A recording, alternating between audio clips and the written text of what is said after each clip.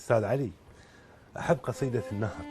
أقراها لك والله. وأريدها هي وسالفتها يعني. اي صار. سولف لي سالفتها اي وتحكي لي إياها. هم أقراها. اي والله. أقراها لك هسه. اي والله هسه اقرا لي إياها. هي المشكلة هاي الحادثة صارت عام 2007. نعم. الحادثة مسافة يعني عنه.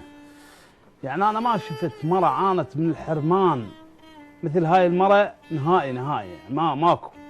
والله في يوم من الأيام اجتنا هي وابنها. زين. فكانت عندنا عقيقة ذابحينها وطيناها لحم. ابنها شاف اللحم قال هذا ينوكل. الله أكبر. يعني حرمان، فقر، ضيم، مشكلة يعني. شايف المشكلة؟ الله أكبر. فكانت هي يعني مرة يعني يستأجرونها تسوي حواش طين. نعم. أو تجيب حطب تلم حطب للوادي مقابل ثمن. حافي ما عندها يعني كلش ما عندها. طيناها 10,000 مرة قال شو يجيبن؟ الله. فقر ما إله حد يعني. والله أنا من بعد وفاتها طبيت لغرفتها، لقيت بغرفتها حصير وربع كيس طحين وقوري واستكانين، غيرهن كل شيء ماكو بهالغرفة. الله أكبر. غرفة طين والعمود هذا اللي بالنص لازم بقية الأعمدة على لا توقع. يقول كانت تلك الامرأة عانت ما لم تعانيه امرأة عراقية من قبل، تكالبت عليها جيوش العسر والحرمان، لا تملك على وجه الأرض سوى غرفة من الطين كان سقفها الشرف والعفة.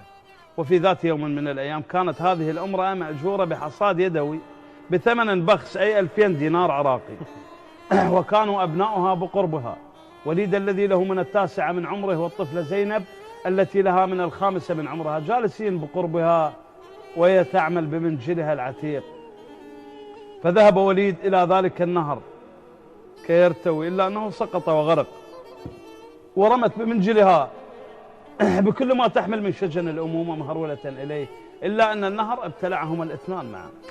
وبقيت الطفلة زينب لمدة 4 ساعات واقفة على ذلك النهر، في يدها اليمنى منجل أمها وفي يدها اليسرى حذاء أخيها وليد، وهي تنتظر وتتكلم وتقول يا شريع الطين أخوي، يا شريع الطين أخوي، أنا يتمن الدهر الأخت زينب لا يجاور لنهر، الأخت زينب لا يجاور لنهر، يا شريعة بدعت الضلع الشريعة الطين راي، هذا يما اللي قتلكم شو اسمه ماي. الله. اثنينكم رحت سوا، انا زعلانه فلا حاكي الهوى، ماكو غيرك تغرق بهذا البلاد، يما بالملجا الاشم ريحه جهاد. امه كانت ليل ويغطي البرد، امه كانت بالطبق تزرع ورد، وانا اتنطر بقيت على الجروف وشيلت امه بروش قامت تبتعد. يما سالني السؤال، الغرفه ما بيها مخده، ودينش 2400 ياهل يسد. الله الله. طلع ديش. يما سألني السؤال، الغرفة ما بيها مخدة ودينش 2400 ياهل يسد. طلع ديش المال حد كان الضواي، ليش ما غزر وضوء امي ماي؟ وكل من يدور له فرصة الماي هم حصل له فرصة، واحنا يا النور جمنا وهبت من قلبه قرصة. وانا راح ادعي عليك يبس جروفك مثل ريجل يبس، انت ما ادري شلونك انت تفرهد باخر نفس، ودورت حتى خيالي وقمت اشك بالشط غرق، يما هذا الماي بيكم ما شرق.